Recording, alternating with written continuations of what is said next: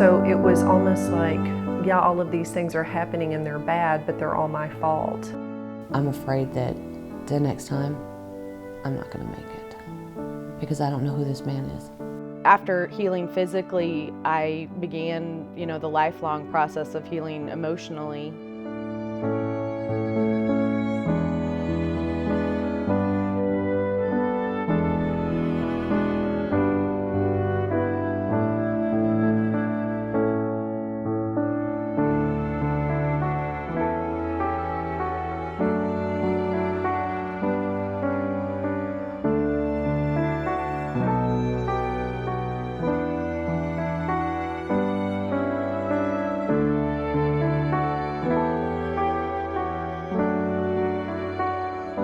I think the simplest answer to why we should do research in the violence against women area is starkly because women's lives are at stake.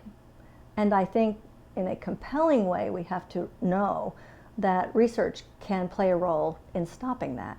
Without numbers, without really legitimate commitment of funds, without real investment in really seeing what a huge epidemic and social problem this is, I think we continue to put Band-Aids on heart attacks. I think research is crucial. I think one of the central pieces behind effective change is understanding the whys. And that's where science comes in. I see the purpose of exploring research on violence against women as to help us understand the whys so that we can develop effective programs to reduce the incidence by which people experience violence. But as a graduate school professor of mine once said, it's important to pull drowning people out of a river, but at some point you need to go upriver to see who's throwing them in. And I think that's where you find the academic response to violence against women. We're upriver. We're trying to figure out who's throwing them in, which is to say, we're trying to understand more about violence against women. Who perpetrates these kinds of crimes against women and their children? What are the effects on those women? So now we have a chance to impact the lives of women and children and husbands, but also we have a chance to do it not only based on a bunch of stories, but based on true facts that we can find through our research.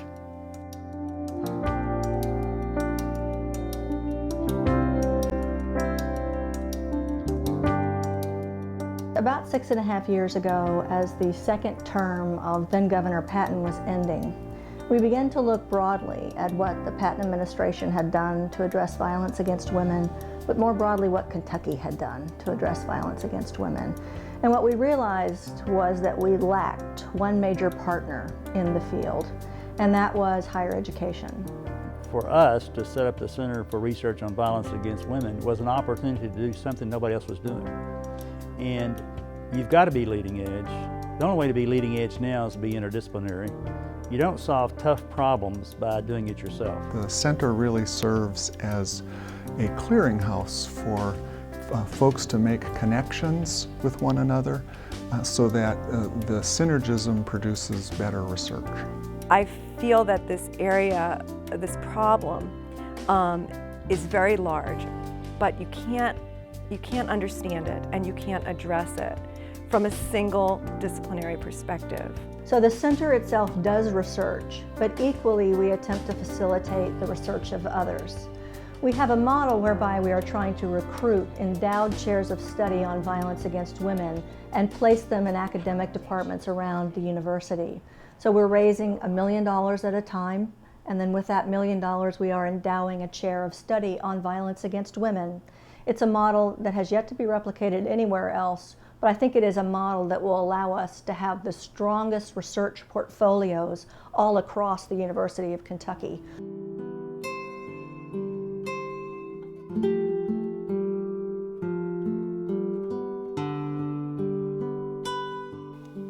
Actually, we were in the kitchen and I was cooking and I was at the stove and I had a boiling pan, a saucepan of boiling water, and I was getting ready to make some pasta for the kids. And my son had screamed something through the house, and he got real ugly and turned around and screamed something back to him. I asked him, it's not a big deal, they're completely in a different room. He just looked at me, and I turned, and he just picked up the saucepan. It was boiling water, and smacked me right in the face with it, and knocked out 3 of my teeth. And I've got scars here on my face, thank goodness for makeup, and here on my back. And at that point, I knew there was major trouble ahead. I put the plan in motion, and it did it. I grabbed, my birth certificate, a couple photo albums, some jewelry, put things together and hid them in the house. I went around the corner to a used car place. I bought myself a used vehicle. Nobody knew, nobody. And she loaded the car, and at 3:30 in the morning that night, I left. I got myself a good job, and I filed for divorce. And of course, when you do that, then they know where you're at. So after the divorce was finalized, I decided that I needed to leave Arizona. So I literally opened up the map, and I just pointed somewhere that was halfway between Vermont and Arizona, somewhere where I knew no one within a 4-state radius, no one. And it actually happened to be Hazard, Kentucky. And I was in Hazard for about 5 months, and I came home from work one day, and there was a letter in my mailbox. And the letter very plainly stated, "You can run and you can hide, but I hear the weather in Kentucky can be hazardous." And I freaked. I called one of my friends. I said, "I need to go to Lexington, it's a big city, and get lost." And came here, stayed at the Red Roof Inn. I didn't know where I was going or what I was doing. I just knew I was on the run again, and scared, real scared now.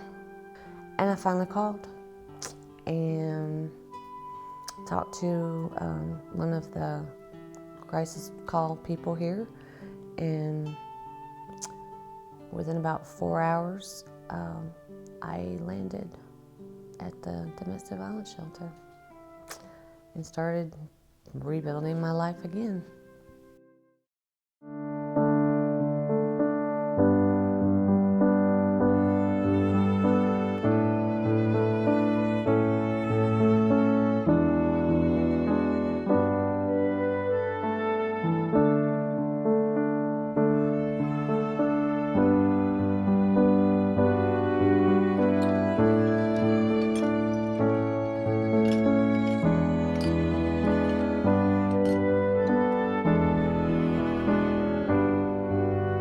Your female gender is what will determine whether or not you will be abused, sexually assaulted. And so I think we have to really look at that and then ask the question, well, why is that? Why is there a specific part of the human race that is more at risk for these horrible atrocities?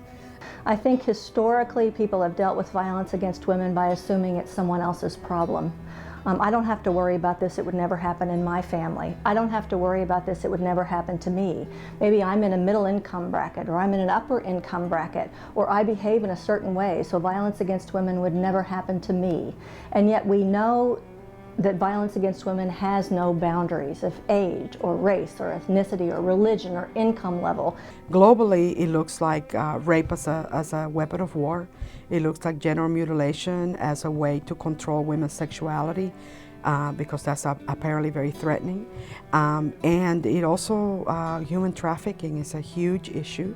I think we're just beginning to wake up in the United States to the fact that we have it here, and that is happening to our own, not just people in other countries. If you would have looked back in newspapers or the media back in like the early 1970s, you never would have heard about physical abuse.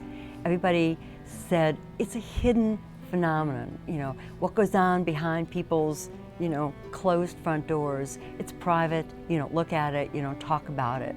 The same thing that makes us wonderful in Kentucky and in rural areas, which is we protect our own, and we kind of are a homogeneous community, it's also what supports violence, because We don't want to talk about it. We don't want to take it out of the family. And we don't want to turn in our own men, our own cousins, our own brothers. I mean, violence is not done by a weird stranger in a raincoat. It's done by an intimate partner. I believe domestic violence is that best kept secret that everybody knows about.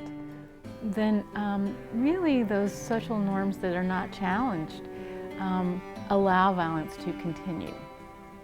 In the most recent national prevalence study done, we find that over half the nation's women report the experience of physical assault. We find 18% of women reporting the experience of rape or attempted rape. In a recent meta-analysis, we find that 23% of our nation's women had the experience of stalking victimization. In 80% of homes where there is intimate partner violence, there are children there who witness that crime happening. Researchers have to be part of the storytelling around violence against women because the problem is so serious.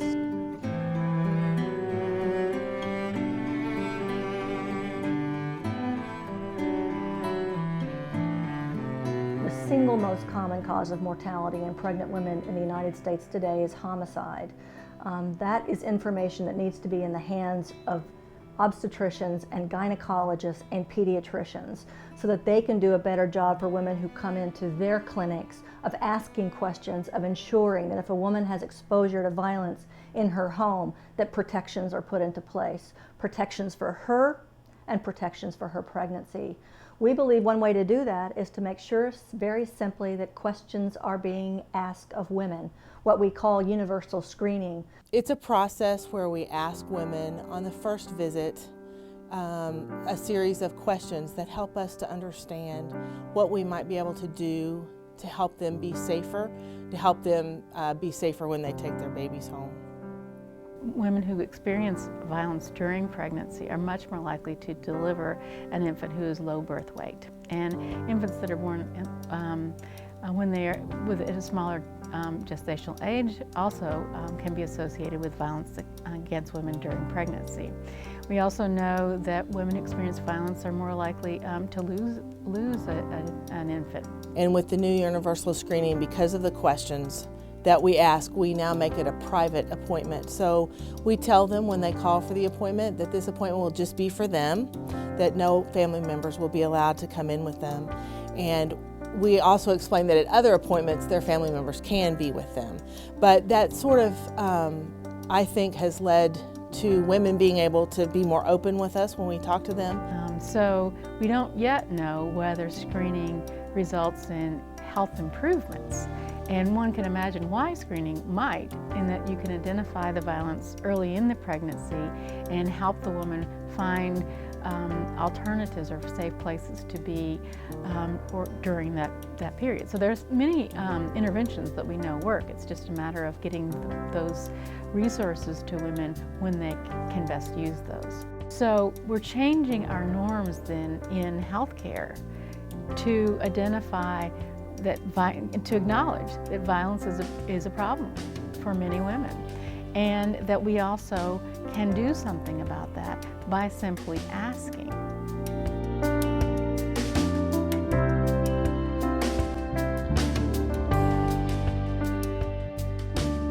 The way that he had of making me believe that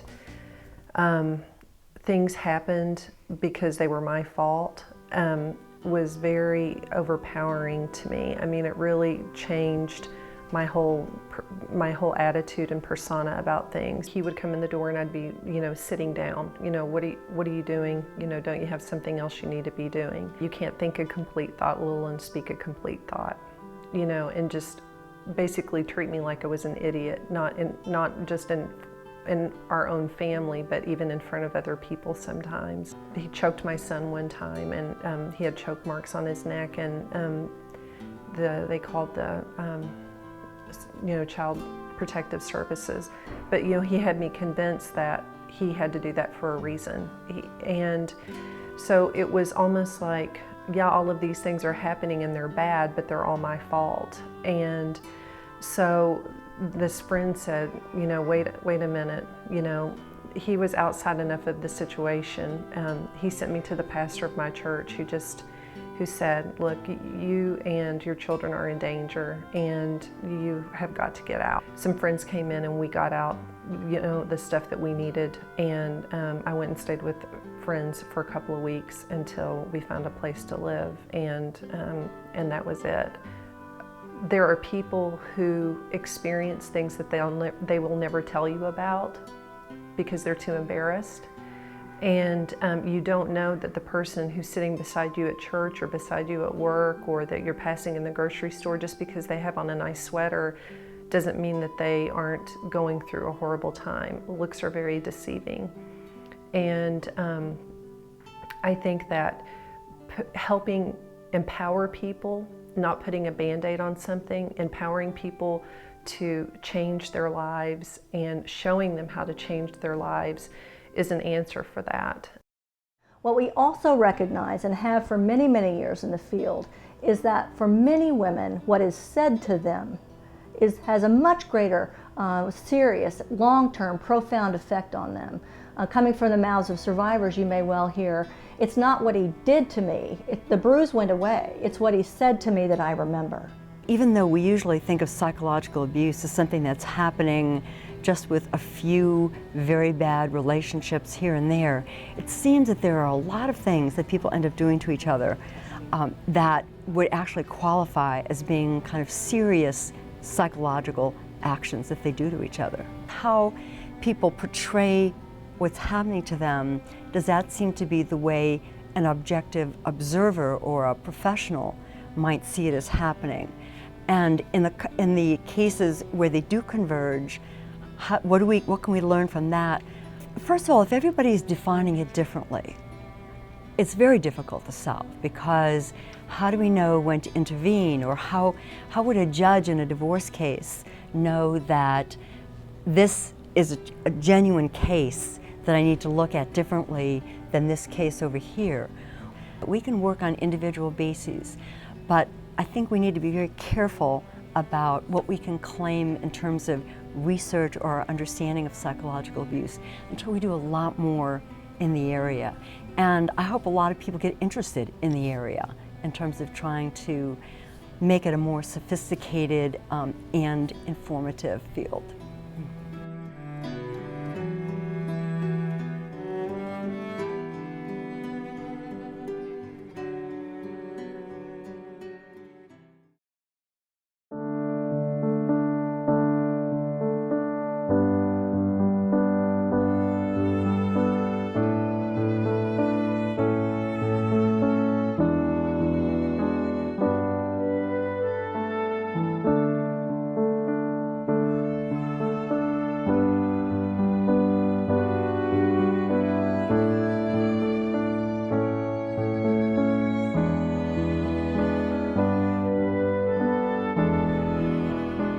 So we now have a partnership with the State Domestic Violence Association. They received a grant to look at the experience of incarcerated women and to look at what is it that places women at risk of incarceration. Because if we can understand that better, then maybe we can prevent that homicide, prevent that most egregious case from happening, where women not only sustain long-term abuse, but they ultimately end up incarcerated for taking an act against the offender to save themselves. We've created the Incarcerated Battered Women's Advocacy Project, which is comprised of the research that we're doing, and then we have also developed committees that are looking at at-risk incarcerated women and formerly incarcerated women. And so this first year has been spent on how do you even identify who would need the services in any of those groups. How are we going to go into the community and find out who is at risk? How are we going to go into a jail or prison and find out who is there and their charges are related to their previous victimization? And then how do you find the women when they're out so that we can get services to them? So that's what we've been focusing on for this first year. The second year of the grant is focused on taking some of the information that we've gathered, and now it will advise the ways that we create curricula, support groups. It involves some networking and some community organizing around the issue, involving groups that are already working with incarcerated populations. It's pulling in community leaders so that it now becomes part of the platforms and things that they talk about. And then this third year, the third year of the grant, our hopes is to actually start disseminating all of the information that we have. So there's a resource guide that will be available at the end of this. We hope that there will be support groups that will be up and running, that the other agencies or organizations that are doing this kind of work are aware of what we've put together, and that they're now implementing some of the things into their everyday work.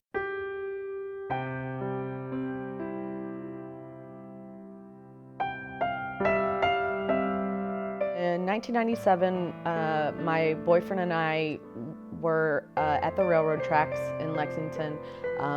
We were putting quarters on the track to flatten them, but no trains came, so we just sat there and talked. We were approached by a man who eventually tied us up, gagged us. He eventually hit my boyfriend with a 52-pound rock and killed him instantly. And he raped, beat, and stabbed me. Definitely tried to kill me, but I did not die. I survived and, went to a nearby house for help. And after healing physically, I began, the lifelong process of healing emotionally. But through that healing process, I knew that I wanted to help other people, and that maybe I could use my experience to hopefully, just maybe inspire someone else. And so that's when I started public speaking. My first speaking engagement was actually at the University of Kentucky. I spoke to 700 young women that were entering the university, and to have them basically say that my story inspired them, or that they felt a little bit more aware and safe because they had heard that this had happened to me. I think I show that that crimes like this can happen to anyone. No one is immune to having something bad happen to them, but it's how you react to it and how you live through it and survive through it that makes the difference. I credit a lot to my support system. I had an amazing support system. I don't think I could be in front of you today if I didn't. So I, credit a lot to that support system and how I got through that tragic experience. But the research, I feel like, has the power to validate the stories that we have been hearing, to do that in a quantitative way and in a way that helps to shape policy. I know I have learned over the last 5 years that when we're talking to legislators about certain issues, that it's very important that we have something tangible to back up what we're saying. A problem in doing the research is you're trying to find out not just whether or not something happened, but how the person views it. Did they think it was harmful? Did they find that it hurt them? So not just did it happen, but how do they subjectively look at it? We don't have a very good way of conversing across disciplines yet in our particular field. We also don't have enough federal research funding. Now, probably any field, any group of scientists out there will tell you they don't have enough federal research funding. In our case, I think we can demonstrate that that's very true. We also don't have a way to define violence against women very easily. Now that's a problem because some research studies define violence against women very, very broadly. Others define violence against women very narrowly. So if you're trying to compare across research studies, even prevalence data, that becomes a challenge as well for us. We also, because we're not an organized discipline, we don't have a very good way of transposing the knowledge base from one generation of scientists to the next generation of scientists. We felt it was time to offer something provocative, to advance the way in which we approach research in the violence against women area. And so this center has proposed creation of a new area of science to address violence against women, not unlike what was done with sustainability science within the past decade, with cognitive science. The change in approach is this: it is not around a discipline that you define yourself, but rather it is around the problem you study. So it is multiple disciplines coming around a singular problem. So it's changed a lot, but some things just haven't changed enough. And I think that the more we document and empirically support the claims that are being made, the better we'll be at refuting many of the myths and also raising public awareness. But it's come a long way in a very short period of time when you consider it's only been 30 to 40 years. it would be terrific if we could get a large randomized clinical trial to address the question not only of does screening improve health outcomes for women and their children, but also what additional interventions. What are the kinds of things about a person that help them get through that experience without developing a serious disorder like depression or anxiety? All of those pieces of information will be needed to be able to then start to figure out where do we intervene and how do we make decisions. The interests that are shared amongst this group of researchers in this area are not broadly shared across a discipline. And I see the center as providing an opportunity to get the message out to a broad spectrum of scientists in multiple disciplines so that they can begin to talk with one another about how their research might apply to the overall agenda of reducing violence against women. I think the next step is continuing to try to convey the urgency with which we must undertake the study of violence against women, that we need all partners together. We need all disciplines within universities around this country who should come together and look at whether or not they want to create an interdisciplinary research center on violence against women adapted to whatever strengths that that particular university has. But if every community where there's a large institution, large research institution like the University of Kentucky could create an interdisciplinary research center, partner with local practitioners and local advocates, think nationwide what we could do in the way of contributing to ending violence against women. We had to do research that hit the ground in the state of Kentucky that changed lives in Kentucky. And so we're now looking at those things that have been holding this state back for a long time. And research ideas, the best ones, are incubated in the practice field. Advocates and practitioners have the research questions. Researchers then play the role of helping come up with the answers. And then the real part of research happens as those answers go back to the practice field to make services to women and children better.